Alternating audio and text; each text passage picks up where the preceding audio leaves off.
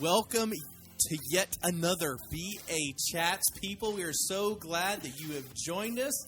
I'm your host, Kevin Koontz. Next to me is the lovely Rachel Koontz. Why don't you tell them what we're all about, baby? Oh, my goodness. We love the testimony here at BA Chats. The word testimony actually means do it again, God. And so it's super helpful and powerful and healthy and good to share what Jesus has been doing in our lives, share what the Holy Spirit is doing in each other's lives, because it provokes this thing in us that goes, me too. Do that in me, or do something in me, do anything in me. I just want you to be in me. Exactly. So we love to share the testimony. It just says, do this again, God. That's a fantastic invitation for you tonight. So, and the other reason we do BA Chats is that here at Bethel Atlanta, in our body of believers, when you look out on a Sunday or a Wednesday, a Sunday morning or a Wednesday night, you just see gold everywhere, and there are just so many wonderful people. And so this is a platform and an opportunity for us to introduce you to some of the cream of the crop, some of the greatest leaders of our generation. And they're literally right here in Tyrone, Georgia. So that's another reason why we do this. It's such great fun. And our guests tonight are absolutely those people. We're so happy to have Jason and Denise Cooksey. Hi, guys. Hey. Oh, I'm so glad you're here. Welcome to BA Chats. Yes, so glad to be on. So glad. Well, get us acquainted with you. We'll start with Jace, if that's all right. Jason, tell us a little bit about yourself and what you do here at Bethel Atlanta. Well, I serve at Bethel Atlanta in a couple different capacities. My wife told me on the way not to shortchange myself. Oh, good, Denise. A faithful friend. I'm going to go from everything top to bottom and be like two things. Mainly I serve on the worship team. I play keys and drums. I also kind of work with Vanessa, doing some systems administration stuff, so we try to get some systems in place to write songs and coordinate kind of like the growing of the Bethel Atlanta music community. That's beautiful. Yeah, and then also do sound. Occasionally help out Daniel Lanford. He's the big sound boss, but sometimes I help him out. Also help at school doing sound. There, I'm like the Daniel Lanford at Bassam. So I'm the head guy of sound at school. But I'm trying to think what else. I edit the podcast, the Sermons podcast, not the BA Chats. You edit sermons? Yes. But fun fact, I did make the music bed for this yes, podcast. you actually produced that, didn't you? I did. Oh, Jason, I love art. I didn't know that. Yeah, I did. Yes.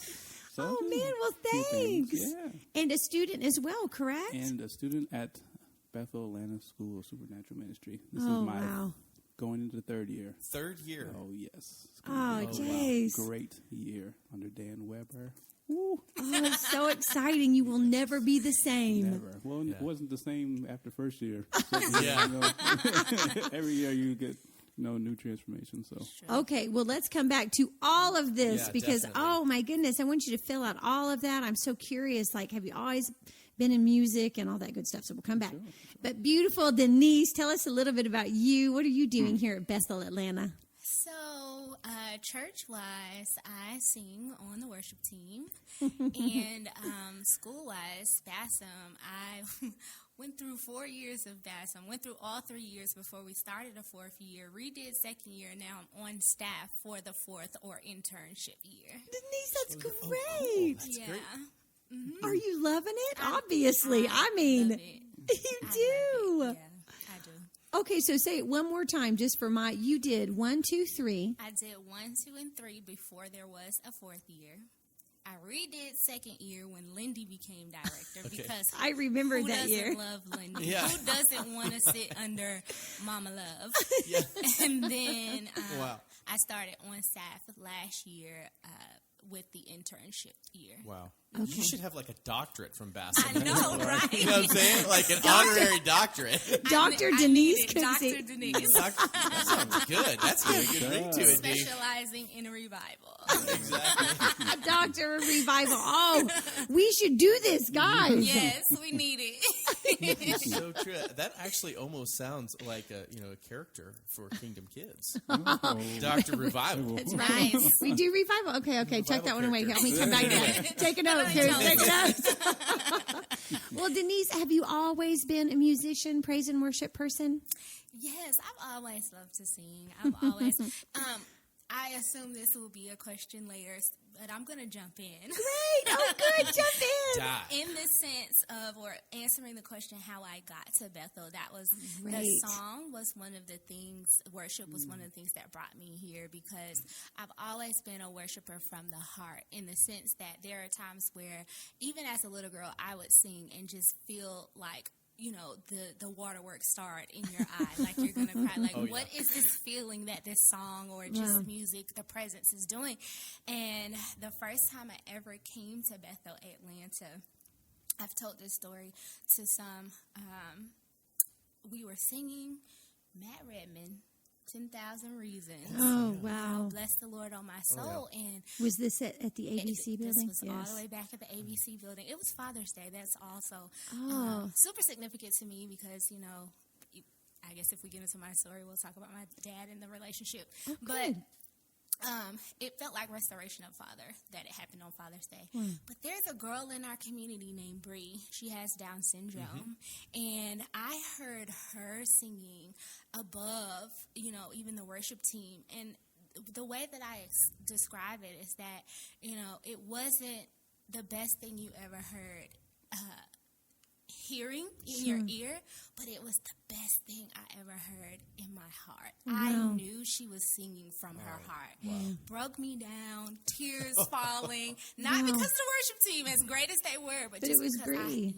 it was Bree singing from her heart in a way beautiful. that I've never heard before. So, singing songs, worship has always touched me since I was a kid. What is it like being a part of Bethel Atlanta worship? There's nothing like it. Yeah. Oh my gosh. I mean, Pretend while you're answering this, or not, we won't have to pretend. There are lots of folks that don't go to Bethel. yeah. And in our normal, I know we all are still thrilled and happy and love worship. But then speak to folks that are outside of this worship environment. Now, what is it like? Thank you. That was great. Yeah. So here's another thing that I'd like to tell people. I found my voice in the audience. That's awesome. And I think that that's what worship on stage or not is like, is that you are a worship leader when you open your mouth, regardless where you are. That's awesome. It's literally like just being in your living room, shoes off, being able to swing your hair like you're in a rock concert, but then fall to your knees like you're, in worship. It's amazing. It really is. And again, it's like that regardless if you're on stage or if you're in the audience. Yeah. And, it's never a thing of that your voice doesn't matter because you're not on stage, because everyone is singing and everyone, it's like a heavenly choir when you just hear all of the voices. It's amazing, guys. Is that one of the things that makes it so special? For me, it is to hear all of the voices and to know. I think sometimes as a worship leader, feeling like the atmosphere depends on your voice alone can feel like a lot of pressure. Sure. Right? And, you sound good, you practice, but to know that it's a moment. It is a moment where everyone is involved, where everyone participates. And, I feel like we're bringing down the heavens. Like, I literally feel that when we're all singing together. Wow. I would characterize it as it's the most engagement in worship that I've ever been a part of. And I know the couple times that Rachel and I have led before here at Bethel, like I thought, holy cow, these guys are like out worshiping me. Yes. And it's not a competition, but I'm like, they're beyond where I'm going. Yes. And I'm standing here like ripping my guts out and like playing as hard as I can or singing as loud as I can, and I'm feeling all this stuff, and I'm looking at people in our environment going, oh, wow, they're a worship leader. Yes. It's not just people that are standing here. There's people that are worshiping everywhere. Absolutely. So, yeah, you guys bring such a great sense of even a higher level of engagement in worship when you lead, and we're so grateful to have you. Jason, Wow. how have you experienced everyone's a worship leader before you got onto the praise and worship team? What was that like? Well, when I first got here, I helped out at Sandy Creek doing production. So it was like I would see everybody, we're like the first people there. So even from like setup, nobody's like, oh, worshiping like while they're setting up. But it's like everybody has this mindset like this is all unto something. So like even the production crew, the worship leaders, the musicians that show up, they all have this spirit like it's just ready to press in. Like I guess just go for it. They're jolly, even if it's a hard early morning or been a hard week. Something happens when we all come together with this one mindset, just to go. Yeah. Which for it. we've been mobile until these last couple of years. Yeah. So, I mean, this is set up and tear down for how many years? Yeah. This is very true. Well, I got here the first time I came to Bethel was the last service at ABC. Okay. So that was my first time being here. So then I joined kind of like a few months later when we were at Sandy Creek, and then that was set up, tear down, super early mornings, Sundays, and then we did 2 Living Proof after that, and that was the same thing. That It was was a little like bit 4 less. Like 4 3? years? Yeah, 3. 3 or 4. Yeah, it was a little bit less set up for Living Proof because it lets us keep some things in there. But that was like Saturday church, and it was like two services. So it was like by that time I was playing, but it was still like relatively early Saturday. Churches at 4 and 6. We got there like at 1. Oh, So wow. we're there from Yeah. all the way through, just going. So. Fill this out for me, because I know the production team considers that worship. Yeah, Like, absolutely. I'm here to worship, and there hasn't been a time that we ever walked in, for anything where there was just not always a noticeable, tangible presence. And I've often thought, oh my goodness, one of the reasons is because the production team understands I am worshiping, plugging stuff in. Yeah. So yeah. talk to us about that, because that's very special. I mean, to my knowledge, I've never experienced that except for here. Well, I think it goes to the people who are behind it, leading it. Now it's Daniel Lanford, I told him the other day, like, he's just excellent, like, everything he does. He Like, really he's is. very So particular, but at the same point, like, he brings people up to where he's at, too, and teaching them how to do what he does, and then do it in a way that's excellent. And then, and you can tell, like, he loves his what he's doing. He loves his quote unquote job, but Sure. but he does everything such a high standard. And before then, it was John Ellie, which was he was like the first person I met at Bethel, like, and me and him kicked it off right away. And same deal, like, he's just high class, top caliber excellence, and then they come with a humble spirit to like just serve. So it's just. I don't know. How can you not thrive when somebody's excellent and they're humble and That's a they're, great way to say it. Yeah.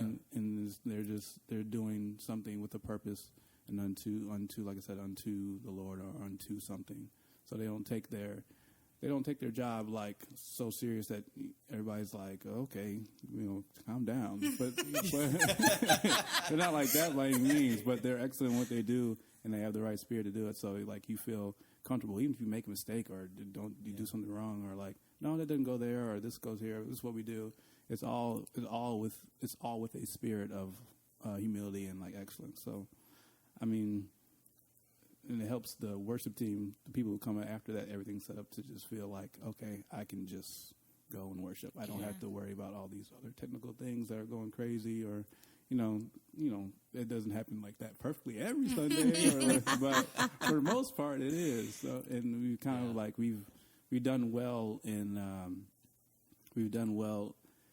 and being prepared with a short amount of time for everything, production, yes. worship. Oh, It's an art here. Like I don't. It is. I've It's a never seen it. miracle. It's a miracle. Most people walk in here and go, I ain't doing that. I mean, really, and you guys just serve so well. Yeah, they do. And So great. love well and worship well because it's really what it is. Absolutely. So, so I know you have a little bit of story getting here to Bethel. Can you kind of let us know what was your story? How did you get here?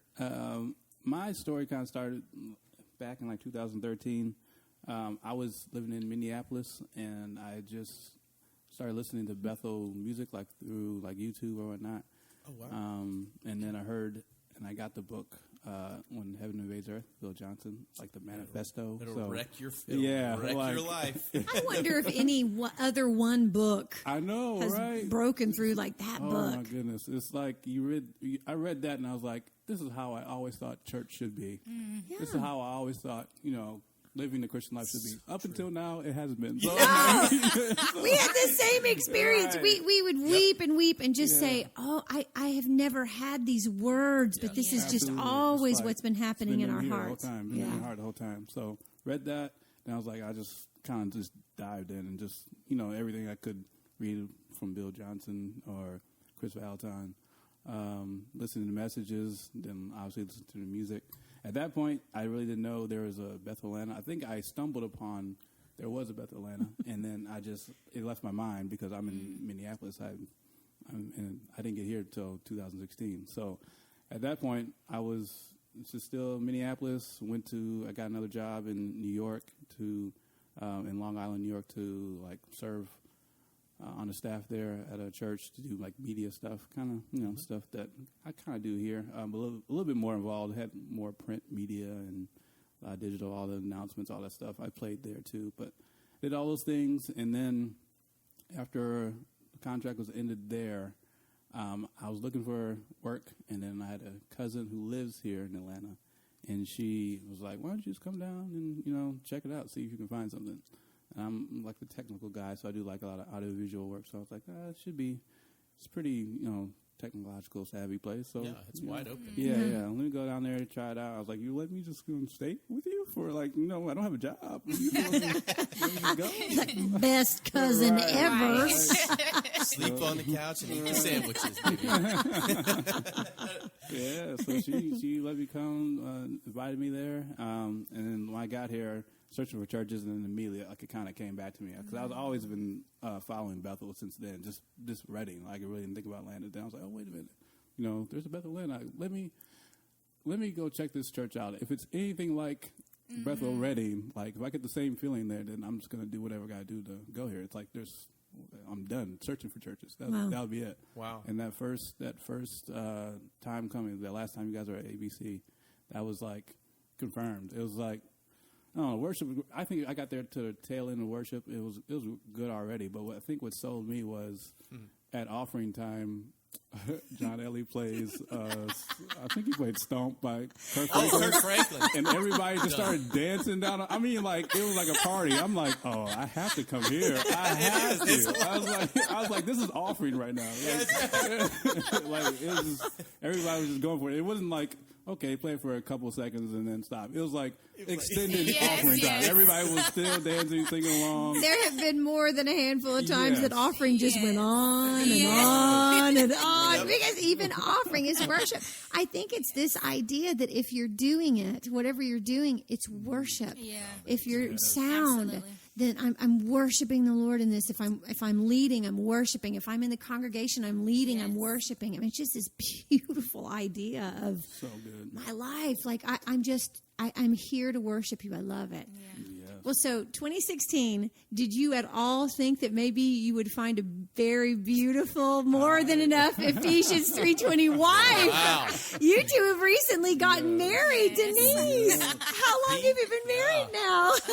7 months. 7 months. 7. He Okay. who finds a wife finds a good thing. Good thing. Good thing. Well, so was this on your radar, Denise? What's what on my Marriage. were you ready to get married? Were you asking the Lord, or was it just Yeah. No. Maybe a little bit of both. Yeah, let him know, baby. Let him know. Let him know. No, what's so funny about him telling his story is that I had started going to Bethel in 2013. Okay. I actually got a prophetic word from Donnie Barber asking me if I had ever heard of Bill Johnson, and I was like, no. He was How did you know Donnie? we had attended the same church before. Gotcha. Yes. Okay, gotcha. And so he was like, have you ever heard of Bethel? And I'm like, no. And so he's like, in California? No. Like, everything he said, I'm just like, no, not interested, right? So it's like, well, I just really hear the Holy Spirit telling me to tell you about, Bethel. And at that moment, the way that I thought satellite churches, I thought it was a satellite church. So I thought that what was happening here in Atlanta was just like a stream of what was going on in California. So I looked up Bill Johnson. It was late, and you know how calm and just how peaceful Bill is. I fell asleep. And I was like, I'm not going to this church. This man gonna put me to sleep,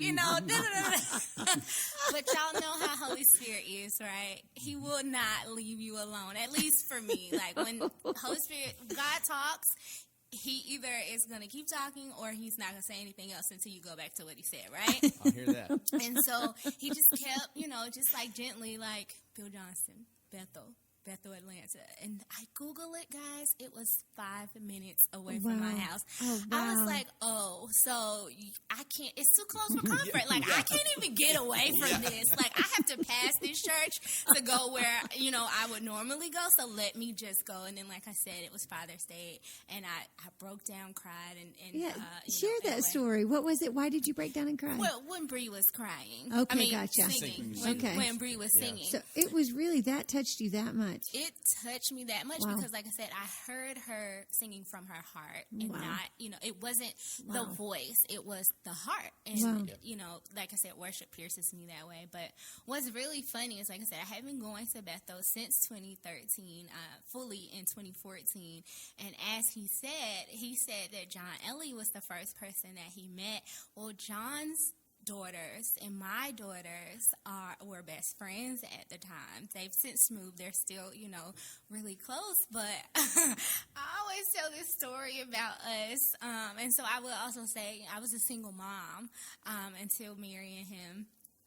My daughters are 14 and 17 now, so I say it was partly, yes, I would love to be married, and then partly like, well, Jason, because when John Ellie's wife, Tanisha, and I went to Bethel, to Atlanta school together, and so when he was there learning sound with John, I just remember going to Tanisha and being like, who is that?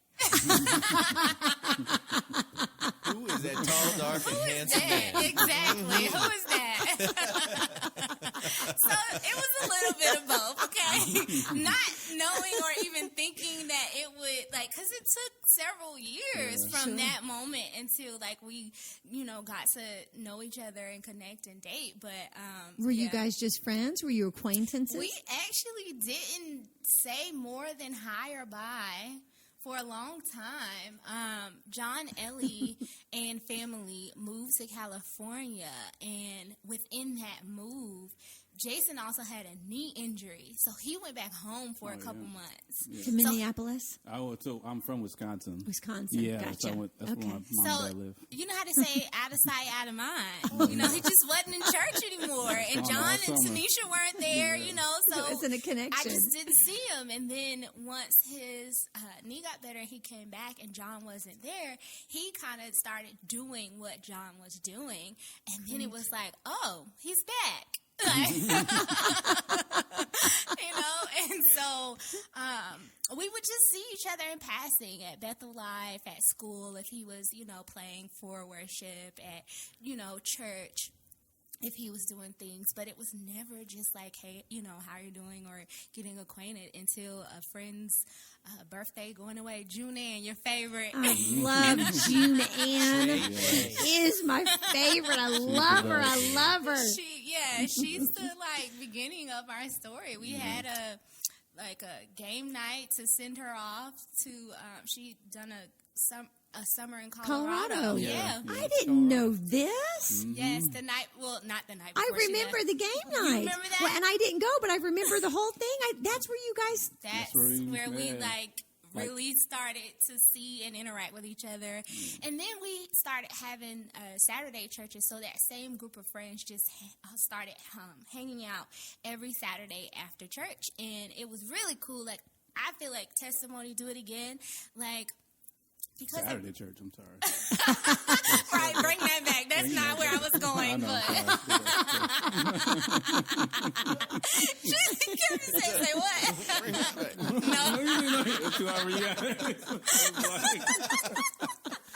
Well, we loved it. We loved it. And now that it's over, we're like, thank you, Father. No, but my hope, my prayer and desire is for single women who want to get to know someone in the context of friends. That was always my prayer. You know, why was that always your prayer? Because sometimes when the genesis of a relationship or a connection with someone is I like you, do you like me? It's so much pressure.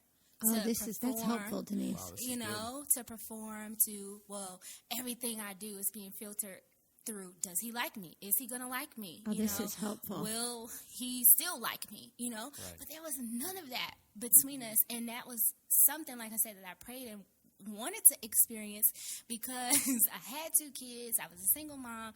And I just really didn't want to be filtered through that. I wanted someone who knew me first, right? Because a lot of times we say, I like you, but then you're like, well, do you even know me? You know, it's wisdom. I like how you look. I like what I know, but I don't know enough to really say, you know what I mean? Sure.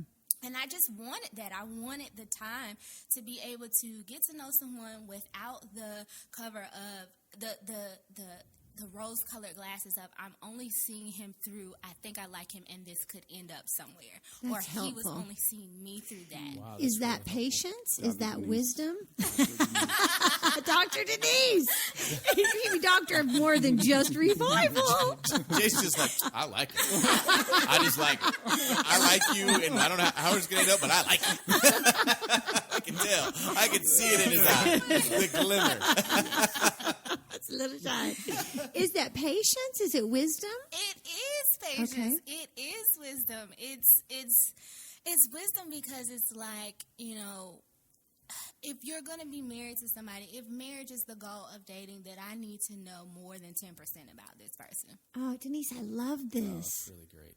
I mean, you know, you won't be able. We talk a lot about relationship equity, right? Okay. You don't have a lot of it if I'm just basing my life for you off of how you look in this moment or this one interaction that I have with you. I don't know what you look like when you're upset, and then, you know, I don't know how you interact with your friends, my friends, our friends. But that can happen naturally in a friendship.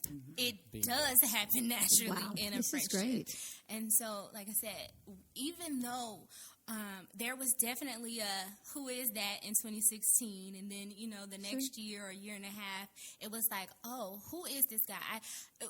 At June's thing, I walked away with like, oh, I might be able to vibe with him. Like, he's kind of cool, but I still didn't feel like I knew enough. You know? Sure. And so with those Saturday services and us hanging out as a family, as we call ourselves. Family? Yeah. Oh, Cutest. The cutest. It allowed us to get to know each other, to interact in a non-pressureful way, because I wasn't thinking about if I liked him. I don't know if he was thinking about if he liked me in the beginning. In the beginning, right? We're about to hear. We're about to hear. You can hear.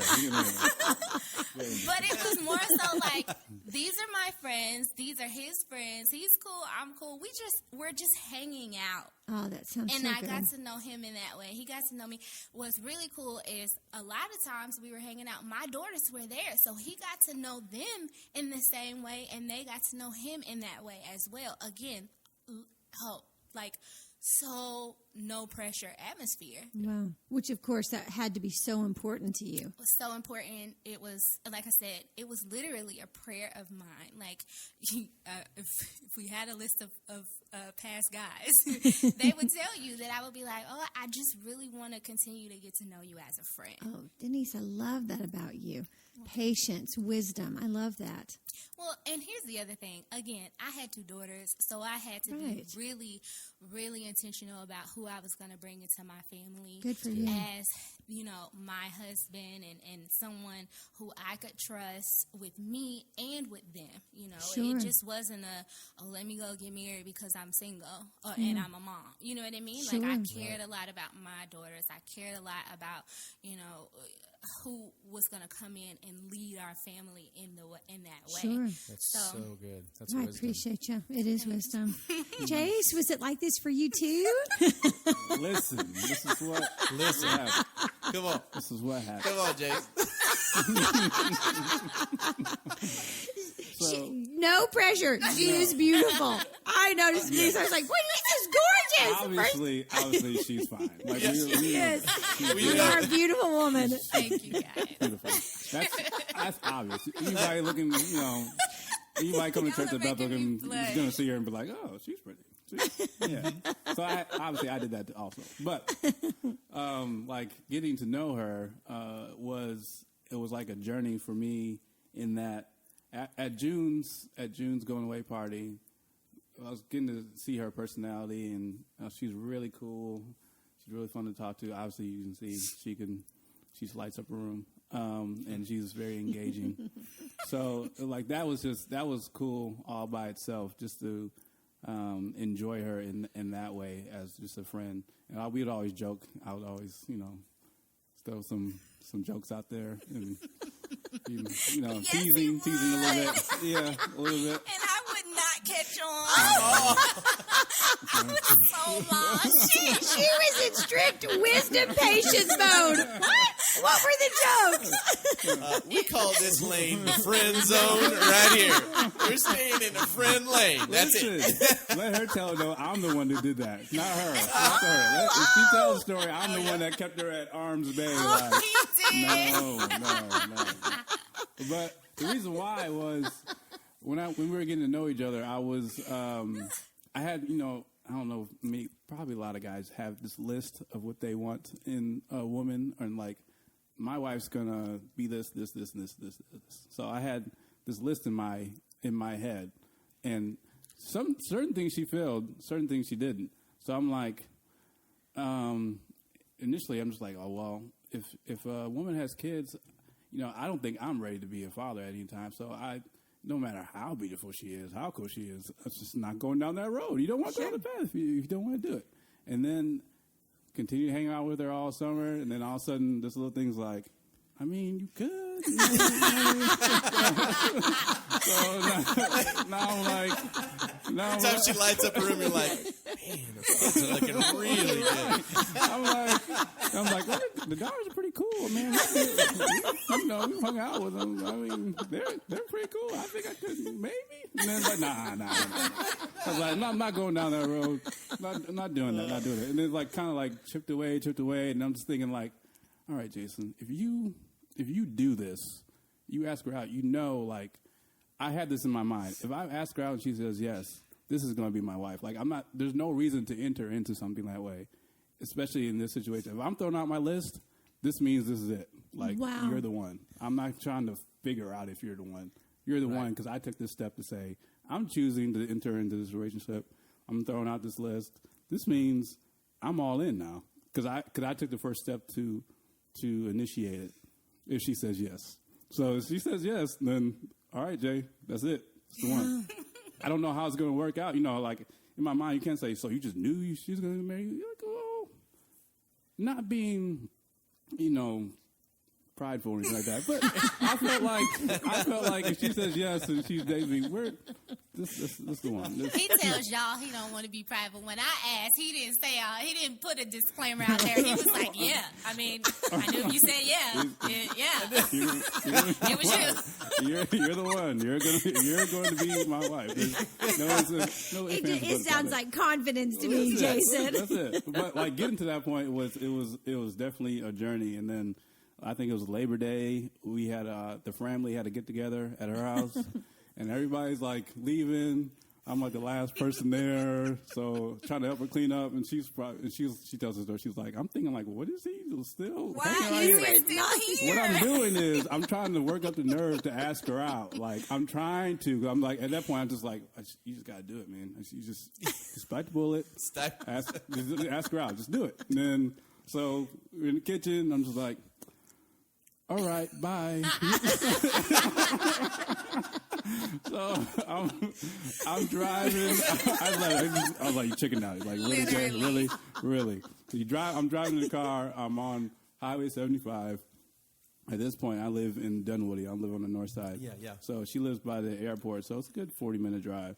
So I'm driving in the car, and I'm just like, you got to do this, Jay. You have to call her and ask her out. Do it. Come on, Jay. Come on. Do it. Do it. You can do this. You can do this. Stop punking out. You can do this. All right. Now, I open up the phone. Then I'm like, all right.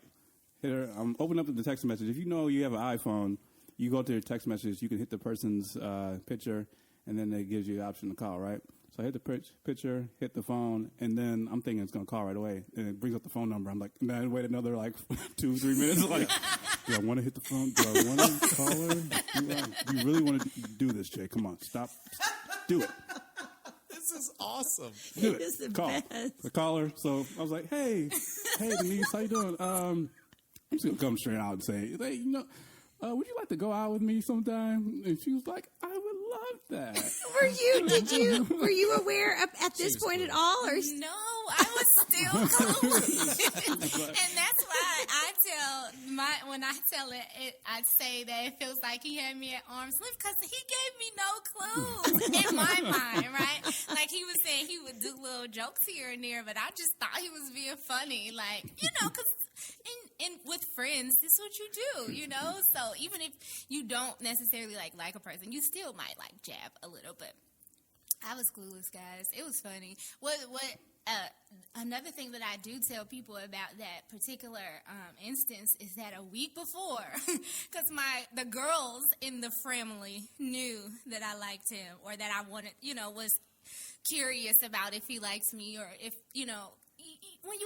when you like someone, you're like, well, I think I like him, or I'm curious to see if it will go somewhere, but I don't really know how he feels about me. So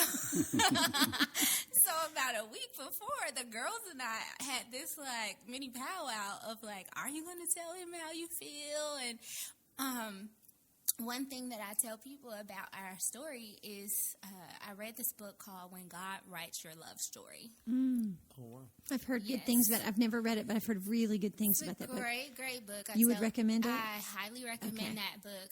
One of the things that they say in that book, and it's written by the husband and the wife, so they kind of tell both of their experiences, is that they submit to parents, whether it is their biological parents or their spiritual parents, during the dating process to pray into what's going on, to give their wisdom. And so one of the things I did when I started kind of to feel some things was I asked a spiritual mom from our church, like, hey, I don't know if this is anything from him, right? But this is what I am feeling. Like, can you pray into this with me? I just kind of shared some things to her. And one of the things I shared at the beginning stages was that I really wanted to be pursued.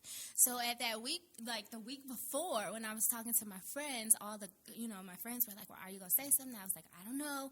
I could. It doesn't matter if I, do or don't, but let me talk to my spiritual mom. And when I did, she was like, no, you need to wait. She was like, I just feel like it's a cake and, you take it out too soon, it's going to fall. She was like. That's great advice. That's a great piece of advice. Yeah. And she reminded me what I said. She said, you said you wanted to be pursued. And I was like, you're right. And so I waited, and a week later is when he came. I love that. And like I said, still, I just told God, I was like, all right, God, well, and this is the other thing she suggested. She was like, you can choose him in faith with God. She was like, so I went to God and I said, in faith, I choose him. I don't know what he chooses. I don't know what he's going to do. But if this is what's going on, then I am open to it. And it was a week later. So question, in this day and age, I mean, that's not always popular about being pursued. So would you speak to men that are listening Yes. about the importance Let 'em know. of pursuit?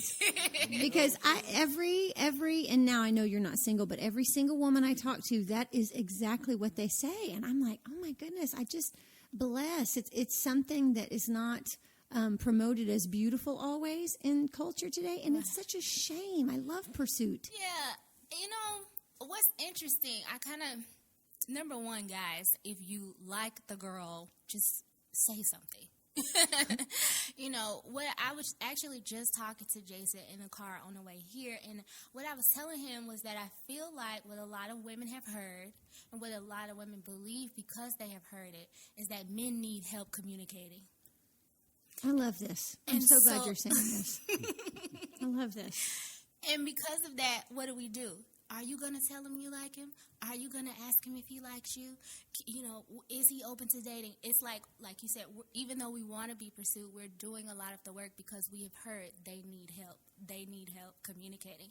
But what I have since learned is that when a man is, you know, ready, when a man is serious, when confident, makes up his mind, he doesn't need any help, right? And so That's as much good. as I would suggest to guys to pursue, the flip side is for the women to wait, Sure. you know? Sure. Because I could have said something, and, you know, who's to say that it would have messed things up if I did or didn't? Yeah. But if you want to be pursued, your job is to wait. You know, because God, if we believe, this is how I always looked at it. If I believe in God and I believe that I can hear the Holy Spirit, then I also have to believe that He can hear the Holy Spirit. That's good. Right? And that I can talk to God and let Him know what I desire. And that if, you know, if it's in His heart, God will move on it in the same way that God moves on my heart. But yeah, I don't know. I don't know if it's a thing that guys don't know that women want to be pursued, or if they're afraid of being rejected, Sure. or, you know, if they are afraid of being ready. I think something that Jason said was really key, and I love this about him because we had conversations after dating, and one of the things that he said to me was, I counted the cost before I, you know, spoke That's to you. beautiful. It was so beautiful, you know, and so that's, So good. you know, if you're going to pursue as a guy, like he said, don't do it half-heartedly. Don't go pursuing, oh, well, I'm just trying to figure it out. Because as much as a woman wants to be pursued, that just feels like I have to decide on you, right? And it's like, oh, well, now we got to figure it out. Am I 100% worth it, or am I only 50% worth it? Sure. You know? And so it's like, yeah, men pursue, but know what you're getting into before you pursue. Be sure you're within yourself before you pursue. But yeah, make the first move. It's a beautiful thing. Jace, what has been the benefit of counting that cost, like Denise said? I firmly believe that I am a much better person because of my family now. Like how I envision myself being as a man growing up, and how ultimately where I wanted to be. I realize now there's no way I could have gotten there without having a family, because your family gives you opportunities to be like Jesus. So, and Tell them what that means. if you Fill that out for If us. you really want to be, if you really want to be like Jesus, get married, have some children, and let life happen. Because it's going to actually give you opportunities. And if you really wanted it to happen, it's going to either A, show you that you really didn't want it to happen, you just want to talk about it, or B, God is real and He's really going to change you in the way that you wanted to be changed through connection with these people. That's beautiful. Did you just say very valuable things cost a lot?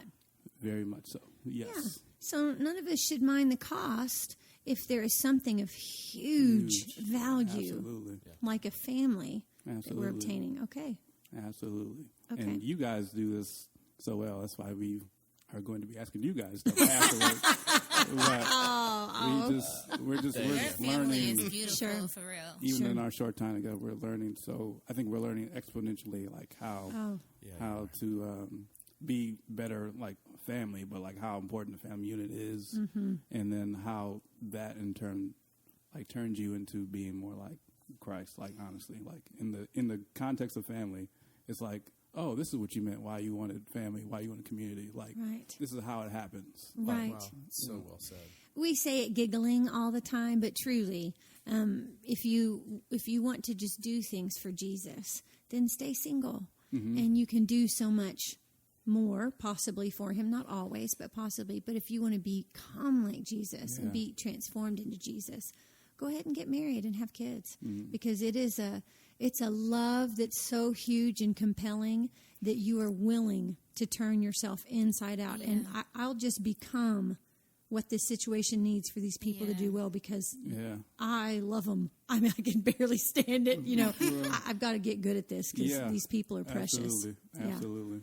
Wow, that's beautiful. So beautiful. Oh, you guys. Okay, well, let's talk a little school. This has been I'm having such a good time. I just love your story. I know. It just took a couple's rabbit. Oh, I just love it. I love every second of it. I just feel like it's so valuable because dating has got less structure, I feel like, today than it has traditionally. And a lot of that structure has been wildly helpful. Yeah. So I feel like people dating in 2019, it's a little ambiguous. Yeah. It can be, Yes. And my heart goes out because I'm like, oh, my gosh, you're just making everything up. I mean, as you go. So thank you for speaking in to people that are dating. That was very, very valuable. You're welcome. Just to segue into school, one of the things that I loved about the school was that they actually embraced and encouraged you to date, within, because it's a beautiful thing. I mean, I was like, oh wait, so y'all are okay with this? And they were like, yeah, like go, like figure it out, and because it's a safe space. Yeah, because it's a safe space. The process, again, you have community around, so you're not doing it in an isolated space where you are like dealing with things that are happening, and then you have to process by yourself. But no, I had a group of friends. I had a spiritual mom. I had, teachers and things that I could talk to. There were people that he was talking to along the way that, have been married 18, 19, 20 years and speaking into, how he was going about doing things. But so that's a perfect segue into school, because it was also, he was during his first year, and I was doing my second year. She was getting her master of Bassinius. While we were dating, and, it was great. I remember, and I don't remember who, I might have just seen you guys together the first time, and it was at school, and I was all, best idea ever. I wish I'd have thought of it. Rachel is an eternal matchmaker. Yeah. She's always like, who we're going to connect them to? You know how that is. You know who she needs to date. Yes. When you are very happy in your love, you have that, everyone needs this. But you know what? That was another thing that I experienced, that it was overwhelming, but it was so great. Just like the encouragement of it, the endorsement and the encouragement of it, where people were so excited to see us together. Like, I tell this Brent Brownlee, I tell him, I just go,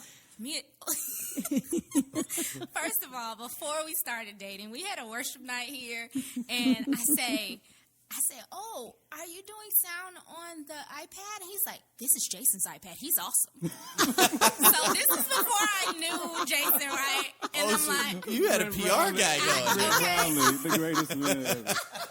And then when we actually, so I remember that, right? And when we actually started dating, he goes, so when you get married, I'm telling Brent we're dating. And he's like, when you get married, can I be your MC? I'm like, yes, Brent. We get married. You can do whatever you need to do. Oh, but my word. Best. I don't even know if encouragement or endorsement is the word, but it just felt like, I'm a book reader, another book reader, Single, Dating, Engaged, and Married by Ben Stewart, somebody like that. You're right. Okay, and he talked about the Song of Solomon and how it was a story between the girl, the lover, and her friends. And how when the girl would go back, her friends would be like, saying things. If you haven't read it, read the Song of Solomon, and it'll make sense what I'm saying. And it was totally that experience for me. And in a way that I had never experienced, just the agreement of the relationship that we had. I love this. Is this a value for marriage and family? Is that what it is? I would say it is. Okay. Because there have been guys that you like or date where your friends kind of give you a side eye, like, I don't really know about him. Oh, yeah. Or are you sure that's who you're dating? Or that's who you like? We didn't get that. Oh, gosh, I bet not. Because so many people knew me, so many people knew him, that it was just such, again, just this endorsement of friends surrounding, and again, just like not doing the dating in isolation. Yeah. I love this. Yeah, I think part of it, I would think that and I think I see this especially in the BASM environment, is that there's so much personal growth and attention to my personal growth and what God is doing with me and my relationship and really who I'm becoming. Right. That, and it being in a prophetic environment where people are seeing, this is actually who you are. Yeah. And actually I see who you are. And yes, you can be the best version of you. And yes, and you are going to become the best version of you. So there's this great safe space for that to take place. It doesn't surprise me at all that you had that experience. It doesn't. That's very well said. 'Cause I had that feeling just getting to know her, and then while we were dating, and I never told you this, you're like, but like even like we'll be at an altar call or something like after church, just getting prayed for, and she's just next to me, just worshiping. I'm like, I could marry this woman. She's just like she's going, like she's right next to me. Just like you see like her best self, and then you just see the gold, and you're like, this is amazing. And then imagine like this could be every day. Like you're just realizing who you are, and then operating in that, and then how far you can soar. So getting there, in the moment, and then doing the process of trying to get it daily is like the journey, which is like the greatest thing, because in the journey is where all the good stuff happens. It's really good. Yeah. So let me be the first advocate for BASM. If you are thinking about it, stop, sign up, apply, come, visit. Because I would not be who I am today without that school. Just straight up honest, 100% honest, would not be who I am today without that school. And again, I had gone through first and third year, and then I came back and did second year. They were restructuring the school, so the second year was different. But I will say that every year I attended was exactly what I needed. A lot of times people will ask me, well, so what was attending the school like? And I always, the way that I like to explain what school is for people is that it was a super individualized experience. Oh, that's helpful. Yeah, because I don't like to say, well, this is what happened to me, or this is what I went through, or we learned this, because it's going to be different based off of you, based off of your past, based off of your, hurts, wounds, the lies that you've been listening to, So good. It is really a personalized experience, and it is just, God will meet you, individually exactly where you are, and take you on a journey that is just for you. It's not a cookie cutter thing to where, everyone will walk out of BASM graduation telling you they all experience the same thing. Everyone's experience will be different, and what I have seen in the differences, the thing that's the same is that it's individualized to that particular person. Oh my goodness, you're so right. I don't think I've ever put that together so well and thought, is that focus on identity? Because we do so much focusing on identity. That would make so much sense, right? Is that obviously we focus on identity, but what that means for each person is different, right? Because each person is different. Each person has a different identity, and that really is where God meets you in this school. It's like, who are you? You know, we have, you know, some of the same titles: daughter, son, you know, servant, you know, friend, but who is, you know, I always think about it like this, like Denise as a mom is different than Denise as a wife, than different as a staff or a student. And so that's what you're learning. Who are you as God's daughter? Who are you as God's friend? Who are you? Because it's going to be different in all of those ways, yet you are the same person.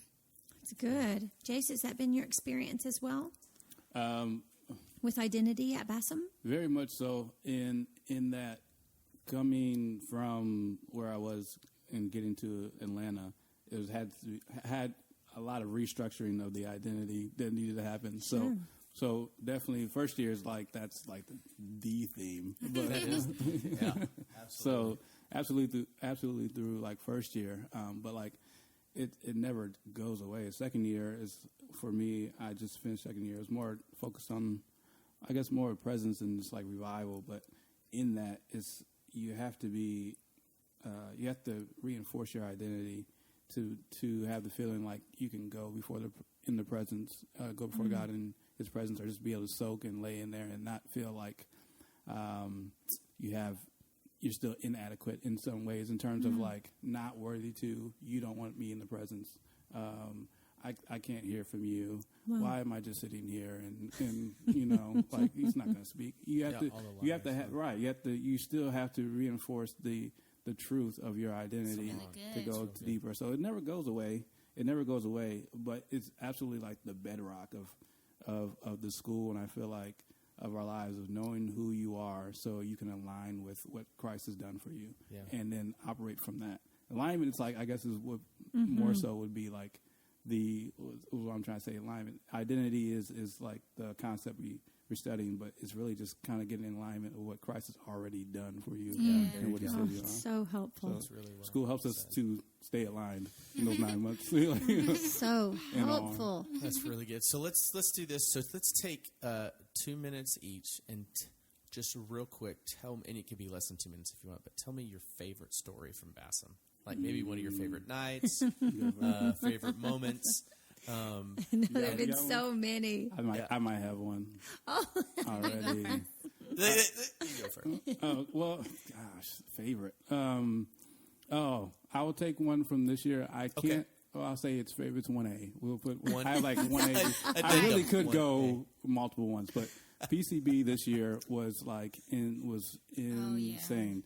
We do a beach trip every year. We like.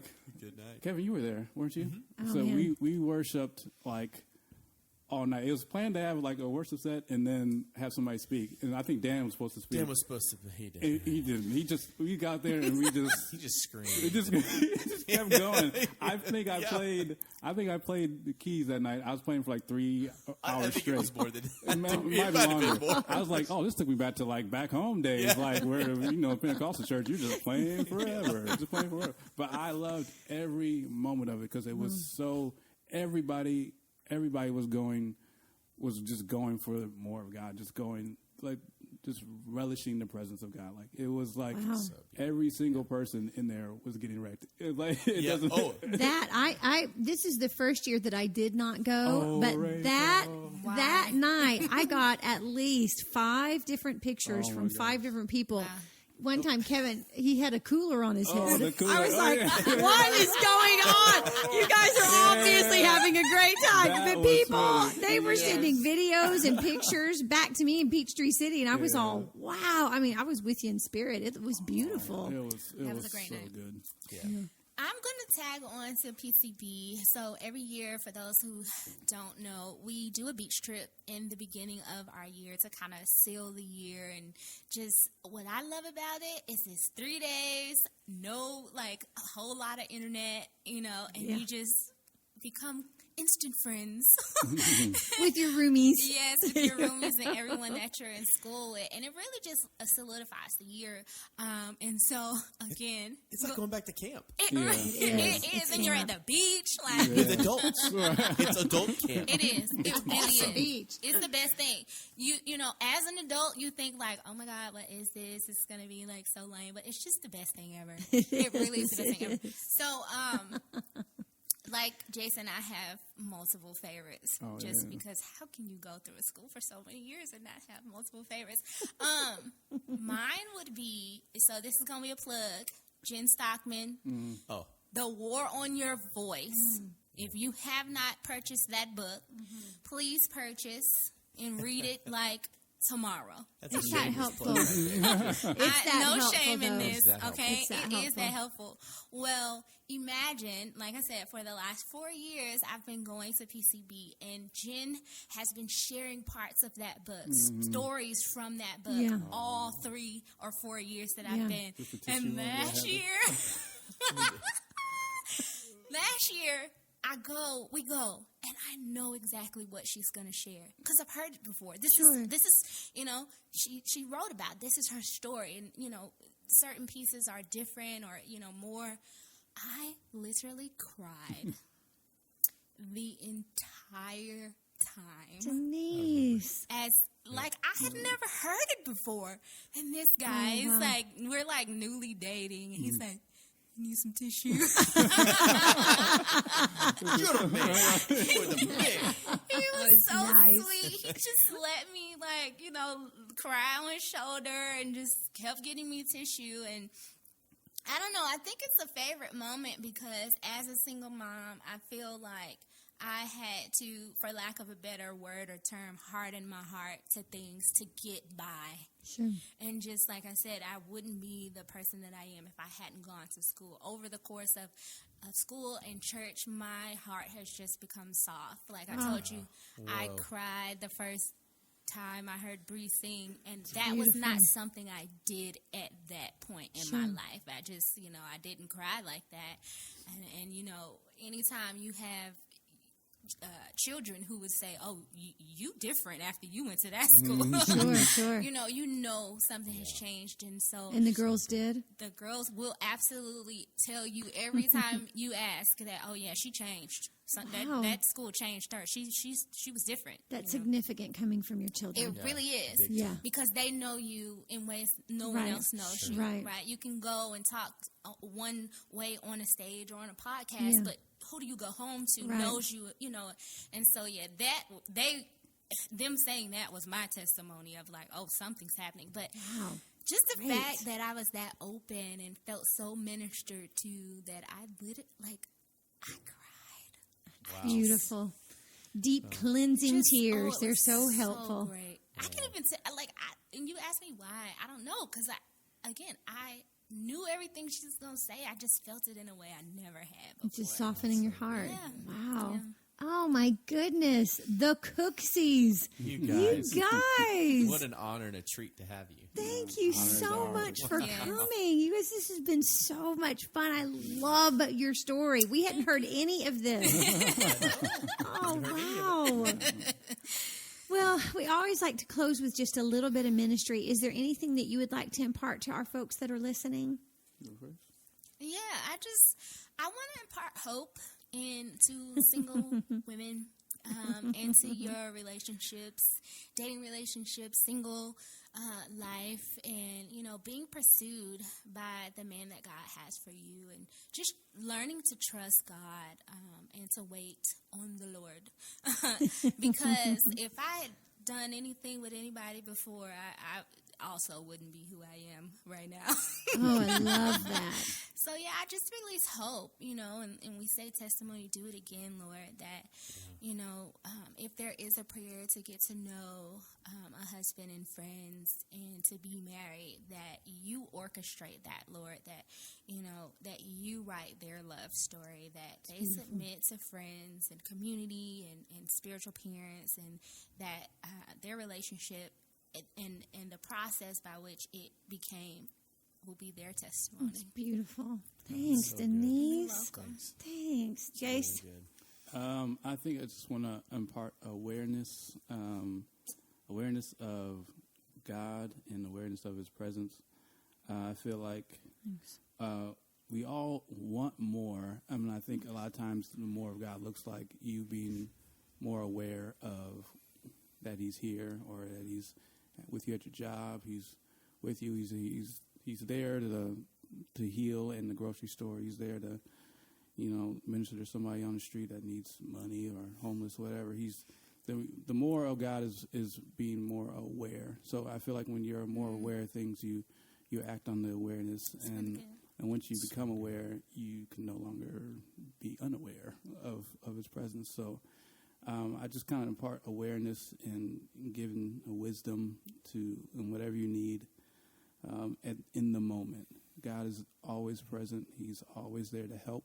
He's always there to encourage. He's always there to give a solution in any situation. And the more we believe it, the more it happens. And the more we believe He's there to do it, the more faith we get to operate in the next situation where we need God right now. We need God to give us a wisdom, a word to give to my daughter. So I need God to give wisdom to console my wife, or to need God to make me aware that He's here to give a prophetic word to a coworker or whatever. Just He's there present, and He wants to move. So if there's anything I can impart, I'll just impart awareness, because I'm seeking for more awareness too. Beautiful. So good. Yeah. Beautiful. I'm seeing something over you guys. Can I share? Please. Get it. Of course. I'm just hearing the word transformation, and I feel like I can see where you guys are coming from. And oh my gosh, there's been and we don't know each other personally very well. We're I mean, that. I know we should change. I would love to change that.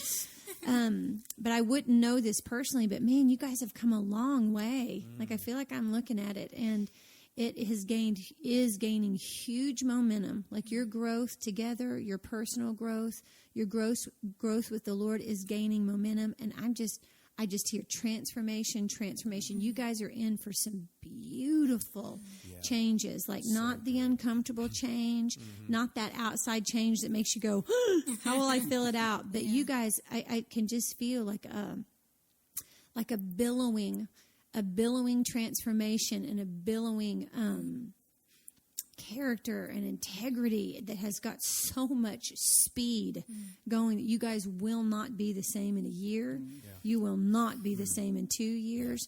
Like, you're headed into a season where you're not going to recognize yourselves good. As beautiful as you are now, but boy, in 2 years, you're going to be like, whoa, Lord, how in the world have you covered this much space in this short amount of time? And so I just bless you. I see a lot of the Lord has given beautiful attention to bonding the four of you guys together. Like, I can just see Him in the middle of it. It is His happiest joy to be this vibrant, very alive, electric presence in your family. He is like running to do it. He has all of his anticipation and his happiness, his joy, to just stand in the middle of you guys and just give you more than you're even asking for, more than you even know how to think about. That's good. Oh, yeah. Let's see. I just heard when you guys were sharing in your story earlier, and I think this is not only for you guys too, but also think for the listening audience. But when Jason, you said you looked over at Denise and said, I can marry this woman. Like, this is beautiful what's happening here. I just heard the Lord say, I could wed every moment of their life. Wow. I could wed every moment in marriage. I can wed every moment in child rearing. I can wed every moment in life's work and purpose. And so I just want to not only just declare that over you, but any people who are listening right now. God so radically pursues you and wants to wed in every moment, and He wants to look over you at you in worship, and look over you in work, and look over at you in parenting, and look over at you and say, I'd do it again. I want to marry this part of you. I want to be with you for the rest of my days. And so I just want to release that to you now, that his pursuit of you is so much more than any pursuit that we could have in a human love. And human love is beautiful. And the pursuit of human love is unbelievable. But his passion and desire to pursue you is overwhelming. Stop and just say, I do. Stop and just say, I do. So, and I had two things I heard, right knee and a right hand, like arthritis. The Lord just wants to heal that. Those two things. So if you're dealing with arthritis in the hand or have some problem with your right knee, God is just healing. He's healing that right now. So we'd love to, if that's you, we'd love to hear from you. You got something too, babe? Yeah, and I feel like there's somebody that is needing a root canal, but the Lord is going to heal that supernaturally. And so I just bless you. We release that. We release that healing into there. And I feel like you're going to even hear from your dentist, what happened? You don't even need the root canal again. But you might go back and get that checked because the Lord's healing it right now. I even feel like it's on the right side. Yeah. That's really good. So if any of this ministered to you tonight, well, we would just love to hear from you. Would you reach out, just email us, bachats@BethelAtlanta.com. We would love to be able to take your story, archive it, cherish it, read it, and share it again so we can do this, so testimony can do it again, God. So we can share your testimony and let him do it again over and over and over. He's no respecter of persons. What he's done tonight, what he's done in us, what he's done in you guys tonight, your beautiful story, he is just literally sitting on the edge of his seat saying, I want to do it again. It'll look different, but he wants to do it again. So. Denise, Jason, we love you. Thank you very much for coming. You guys have been so much fun. I've just enjoyed this so much. Yeah, this has been so How do you guys not go like 3 hours? You guys are so good at this. Thanks. It was fun. It was fun. It's hard not to when you have great guests. So we sure appreciate you guys. Thank you so much for coming. Honored to have you tonight. Well, thank you for listening. Please continue to listen. You guys remember that Jesus loves you. And we love you too.